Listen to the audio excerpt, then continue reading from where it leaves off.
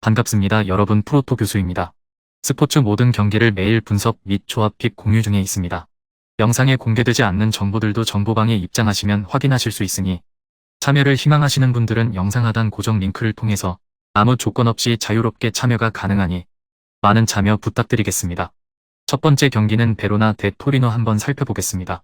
엘라스 베로나는 지난 라운드에서 순위 경쟁 중이던 lecce를 잡고 잔류에 다가갔다. 꾸준히 강등권에 위치해 있었는데 최근 4경기에서 승점 7점을 따내며 스페치아를 18위로 끌어내렸다. 수년간 강등 경쟁을 이겨냈던 팀으로서 시즌 막판 탄력을 받고 있다. 베르디는 팀이 기대하던 골 결정력을 보여주고 있고 두다와 타메제의 중원도 경기 주도권을 내주지 않고 있다. 논지와 주리치, 술레마나 등 기회를 잘 해결해주는 공격진도 있다. 토리노는 시즌 막판 페이스도 안정적이다. 지난 라운드에서는 최고의 상승세를 보이던 AC 몬차에 패하지 않았고 라치오를 원저에서 제압하는 등 기복 없는 모습이다.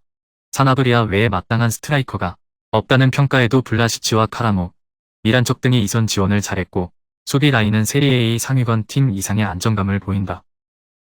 두 번째 경기는 몬자 대 나폴리 한번 살펴보겠습니다.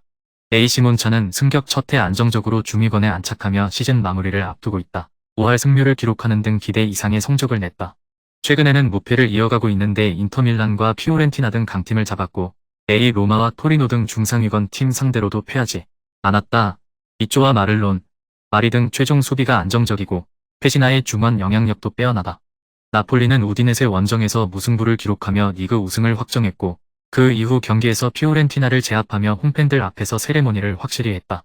로자노가 그 경기에서 부상당하긴 했지만 라스파도리와 크바라첼리아, 제르빈과 폴리타노 등 공백을 메울 선수들은 충분하다. 세 번째 경기는 피오렌티나 대 우디네세 한번 살펴보겠습니다.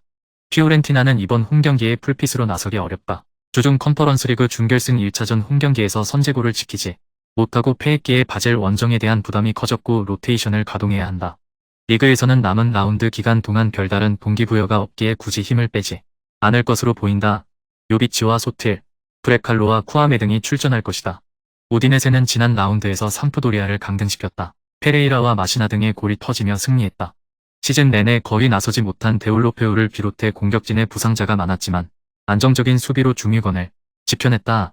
아슬란과 왈라스, 로브리치 등 볼란치 라인의 경기력도 꾸준했다.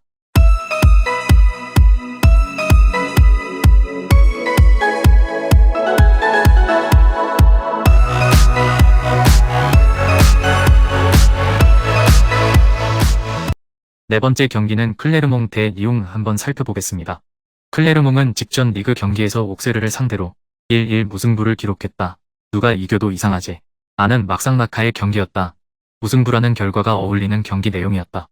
직전 경기에서 무승부를 기록하면서 6경기째 패배를 기록하지 않게 됐다. 최근 엄청난 상승세를 이어가고 있는 클레르몽이다. 그 덕분에 잔류를 확정짓는 데 성공했다. 하지만 최근 경기력이 좋지 않은 팀들을 상대로 기록한 무패 행진이기 때문에 큰 의미를 부여하기 어렵다. 게다가 잔류가 확정됐기 때문에 앞으로는 강한 승부욕을 보여주지 못할 것으로 예상된다. 클레르몽과 달리 이번 경기 상대인 리옹은 아직 치열한 순위 경쟁 중인 상태다. 따라서 클레르몽이 리옹보다 더 강한 동기부여를 갖추지 못할 것이다. 리옹은 직전 리그 경기에서 몽펠리에를 상대로 5-4 승리를 기록했다. 득점력이 좋은 팀들 간의 대결인 만큼 많은 골이 나온 경기였다. 두 팀의 최다 득점자들이 4골씩 넣은 점이 눈에 띄었다. 직전 경기에서 승리하면서 2연승을 기록하게 된 리옹이다. 최근 경기에서 높은 승률을 유지한 덕분에 유럽 대항전 참가 자격이 주어지는 5위 자리까지 넘볼 수 있게 됐다.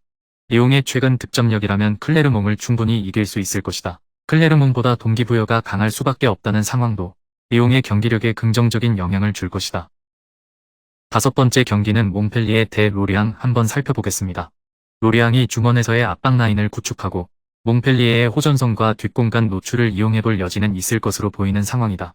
그러나 몽펠리에의 매우 적극적인 전진성을 어느 정도는 받아 주어야 한다는 점 때문에 로리앙도 무실점 경기를 기록하는 것까지는 어려울 수 있는 상황. 이를 감안한다면 승무패를 건너뛰고 오버로 가닥을 잡아보는 것도 무리인 선택은 아닐 것으로 보입니다. 양팀 결장 확정 및 의심 이슈는 몽펠리에 고날롱스, 비에테스카, 로리앙 아누아르, 보아탱.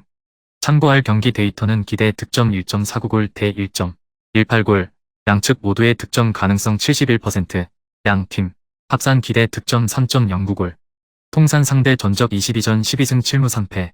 앞선 맞대결에서의 언더오버 동률. 앞선 전적에서 두 팀이 모두 득점한 경우 55%입니다. 여섯 번째 경기는 스타드렌 대 트로아 한번 살펴보겠습니다. 트로아가 최근 펜백을 가동하면서 수비를 잘 해보려는 시도는 하고 있지만 팀 전체의 압박 능력을 높여서 전진하는 특성을 가진 팀에게는 상당히 약한 모습을 보여주었다.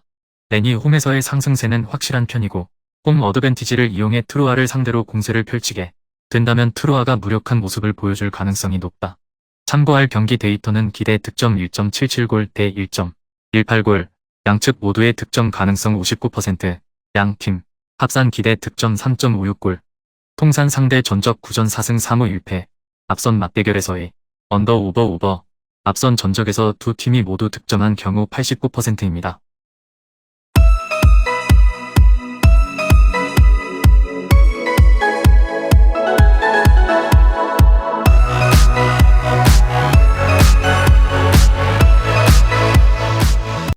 일곱 번째 경기는 툴루즈 대 낭트 한번 살펴보겠습니다. 툴루즈가 낭트를 상대로도 호전성을 보여줄 가능성이 높고 컵대회에서 이미 5대1의 대승을 기록한 바 있어 툴루즈의 승리를 점치는 것도 나쁘지는 않다. 그러나 컵대회 무대는 결승이라 낭트가 수비만 해서는 답이 없는 상황이었고 리그에서는 낭트가 잔류 가능성이 높은 편이기 때문에 굳이 무리할 이유가 없다는 점을 감안해야 할 것입니다. 참고할 경기 데이터는 기대 득점 1.60골 대 1.45골, 양측 모두의 득점 가능성 56%, 양팀 합산 기대 득점 2.80골, 통산 상대 전적 18전 5승 6무 7패, 앞선 맞대결에서의 언더, 앞선 전적에서 두 팀이 모두 득점한 경우 67%입니다. 마지막 여덟 번째 경기는 마르세유 대 앙제 한번 살펴보겠습니다. 앙제가 상당히 중원을 두텁게 세우고 수비를 유도하고 있지만 1대1 기량에서의 부족과 수비 자원들의 부상 이탈로 인해서 꽤 고전하고 있는 페이스죠. 앙제가 나름대로 라인을 끌어올려 압박 라인을 좁게 잡는 경우도 있어 마르세유가 펜백을 상대하는 것보다는 공격진들이 가질 수 있는 공간과 자유도가 높습니다. 금일 경기들은 이렇게 알아보았습니다. 좀 더 다양하고 많은 정보를 원하시는 분들은 영상 하단 댓글에 링크 클릭 후 문의하시면 아무런 조건 없이 정보방 입장 가능하니 입장하셔서 정보 받아보시길 바라겠습니다.